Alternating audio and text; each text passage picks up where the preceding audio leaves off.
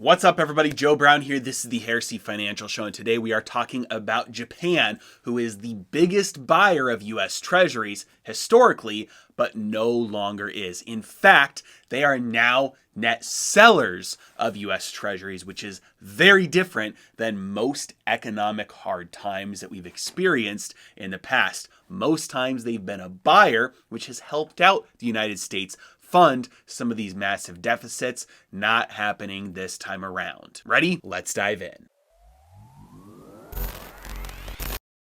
This is the second video I've made on this topic. I will link the first one at the end of this video so that you can go watch that one as well. But right now, take a look with me here at this article from Bloomberg. The biggest treasury buyer outside of the US is quietly selling billions. So Japanese investors, the Bank of Japan, usually are going to be the biggest investor outside of the US. Right now, mostly the biggest buyer for US Treasuries has been the Federal Reserve. They've purchased roughly $9 trillion or $7 trillion, because some of it's mortgage-backed securities, of US Treasuries, and that's what they have on their balance sheet right now.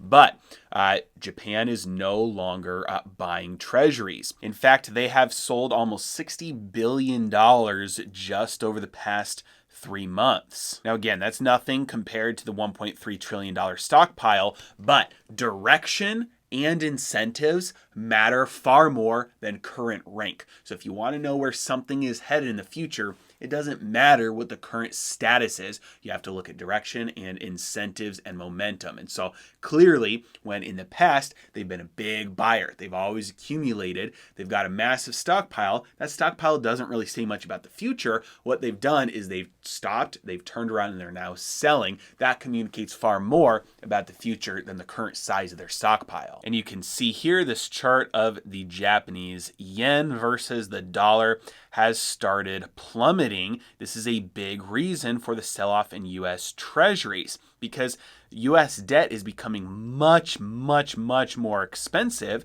to Japanese holders or Japanese buyers, because it takes many more yen in order to get the same number of dollars as it used to. This is a chart from Bloomberg that translates the value of the yen into the currency cost for treasuries, and you can see here it is at the highest level that it's been in 2 years. And this has been a very dramatic and quick rise just within the last couple of months, whereas it was very cheap for them, historically speaking, for a couple of years. And finally, take a look at this chart, which shows the net Japanese investment abroad in medium and long-term bonds.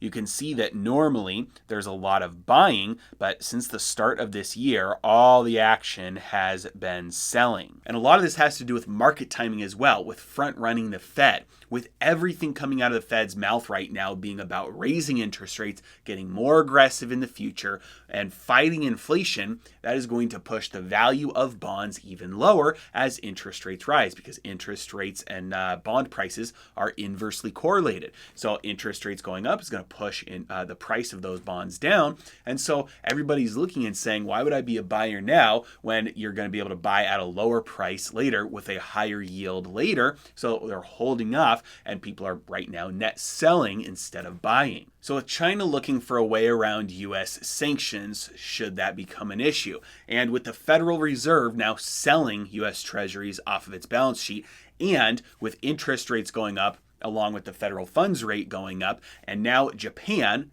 historically the biggest buyer of U.S. Treasuries, now becoming a seller as well, it does not look good for the short-term future of bond prices. This will also be a tailwind for the dollar moving higher versus other currencies, especially the DXY index, which will almost certainly result in major problems coming out of emerging markets, as normally happens when the dollar rises versus other currencies very quickly and very steeply. So it looks to me like we have at least a few months of extreme pain, but watch out, because once the pain gets too much to bear for a too big player, the reversal will be swift, it will be fierce, and everything will reverse very quickly. As always, I really appreciate you guys. Thank you so much for watching. Have a great day.